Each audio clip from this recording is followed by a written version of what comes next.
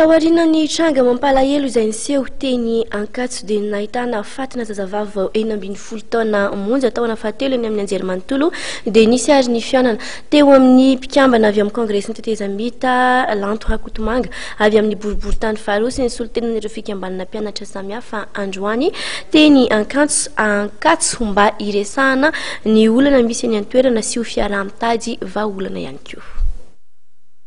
Tonga niaino ireo solotenan'ny fikambanan'ny mpianatra samihafa androany ny mpikambana eo anivon'ny kongresin'ny tetezamita Lanto Rakotomanga izay nilaza fa hitondra ny etaeta sy ny fangatahan'ireto mpianatra ireto eo anivon'ny tompon'andraikitra Isatokajiny. Teto daholo moa zany ny président ana association sy ny président mpianatra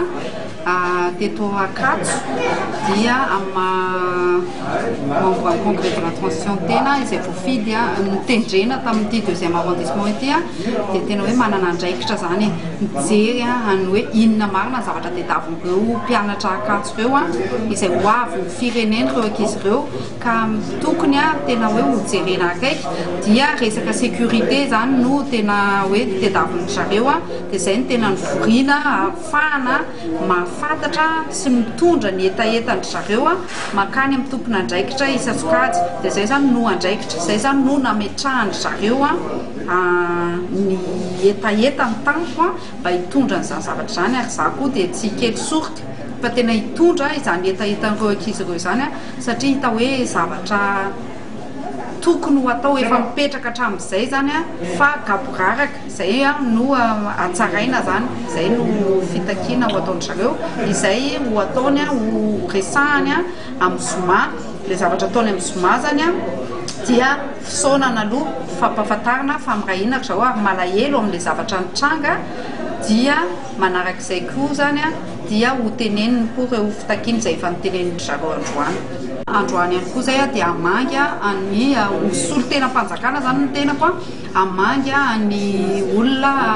ray aman-dreny sy ny fianakaviany Miso izay nisy namono tamin'ity ary ny mampalahelo dia tato amin'ny faritry ny tao anatin'ny campus zany no ankizy vavy io ny maty ary izay anisany ankizy tokony hitondra satria anisany ankizy mahay zany io Miso io satria tena mifolo taona izy ny afaka baka 3e année izao ndosy ny fahafatesana misy ny etraetra ny sasany zao fa tsy mamelanay zany fa ataony ankety mba hatratrarina ny olon-dratsy. Nanamafy ireo mpianatra fa tokony amafisana ny resaka fandriampahalemana izay somary baranahana satria afaka miditra ao amin'ny faritry ny université avokoa ny rehetra ary tsy misy ny fisavana izay atao.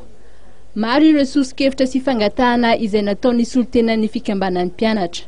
Misy koa moa hoe tokony rehefa misy le sécurité mba sivilinina re tompoka ty Ankatso mba ahafahan'ny mpianatra mifandray amin'ny tompon'andraikitra hoe raha misy olona iehina dia tokony efa misy hoe linina atsoina hoe ato amin'ny campus universitaire hoe mba miantso ny sécurité ty le numéro zany mba ahafahana manondra le olona hoe re olona ry zany zavatra tsy azoazonay zany. Anisan'ny voaresaka ireto solotenan'ny fikambanan'ny mpianatra ireto ihany koa ny tokony isian'ny police universitaire ny poste de contrôle isaky ny toerana mafampahana ao amin'ny faritry ny université ny fandraisana andraikitra eo amin'ny fanadiovana ny lobolobo raha tsy hitanisa afa-tsy izay. Nanamafy izy ireo fa ny hetsika izay ho tanterahana ny zoma ho avy izao dia natao mba anehoana firaisan-kina sy ho fisaonana manoloana ny fahafatesan'ny Miso ary natao indrindra mba anehoana fitakiana mba isian'ny fandriampahalemana eny amin'ny Anjerimanontolo.